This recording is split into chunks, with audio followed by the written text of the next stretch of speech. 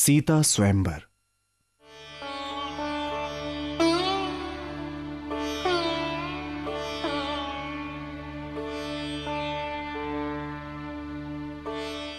राम, लक्ष्मण और विश्वामित्र तीनों राजा जनक के दरबार में पहुंचले। जनक आनंद से उनकर स्वागत किए।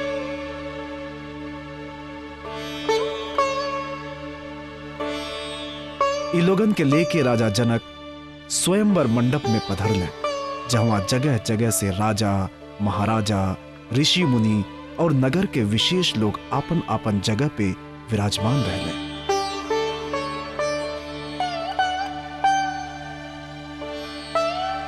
राजा महाराजा के मुकुट के तेज चारों ओर जगमगात रहल।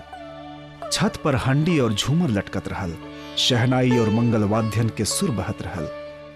मंडप के बीचों बीच भगवान परशुराम के प्रचंड धनुष रखल रहे। वो धनुष के ओर इशारा कई के राजा जनक कहले, सगरो सभाजन ई भगवान परशुराम के धनुष देखी।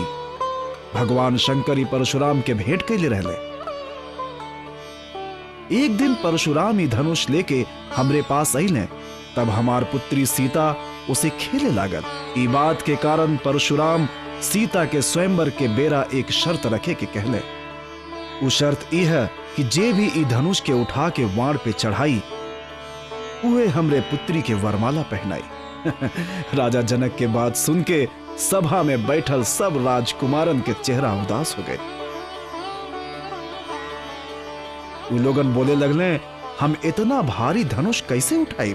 ई बात मन में सोच के चुप्पी साध के बैठल रहले। एह बात से राजा जनक के बहुत बड़ा आश्चर्य भइल और वो बोलने कि का केहू आगे नहीं आवता।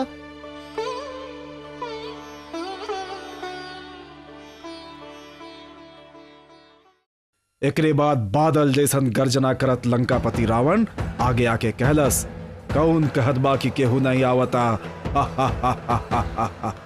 लंकापति रावण बाना ही जा, हम चढ़ाई ओ धनुष पे वाण। ऐसन अहंकारी बोली बोलत रावण आगे आयल और धनुष के मामूली समझ के अपन तुच्छ दृष्टि से देख के वो धनुष के एक हाथ में उठाए लागल। बकिर ई का धनुष अपने जगह से हिले के नामे नहीं लेत रहल। रावण जोर पर जोर लगावत रहल, लेकिन धनुष अपने जगह से हिलबे नहीं करे। धनुष टस से मस नहीं होत रहल। रावण पसीना पसीना हो गए। तब फिरो वो एक बार कोशिश करे लागल। एक बार धनुष तक कैसो उठ गई, बकी ई का ईत धनुष के साथे धड़ाम से जमीन पर गिर गई।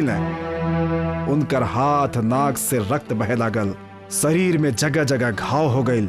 उ चिल्लाए लगले, बचावा बचावा, केहू हमरा के बचावा, हमरे शरीर से केहू ए धनुष के उठावा।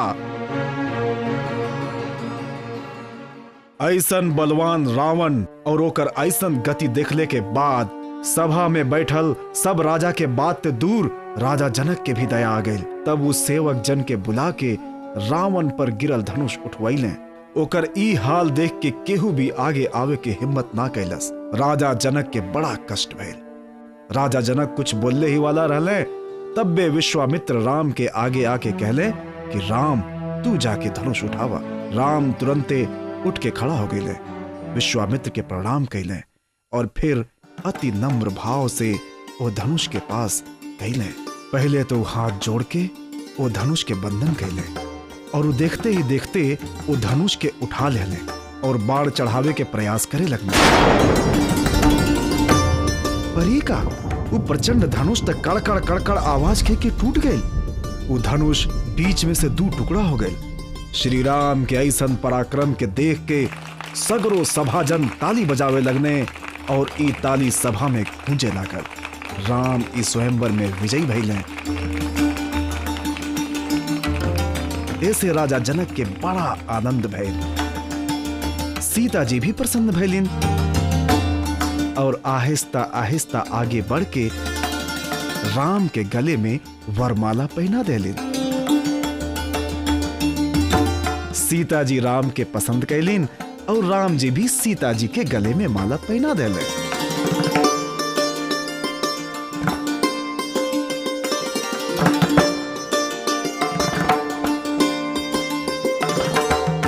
एकरे बाद राजा जनक राजा दशरथ के सब रानियन के साथे निमंत्रित कैले और ई लोगन के आवे के बाद बड़ी धूमधाम से लगन समारोह संपन्न भइल।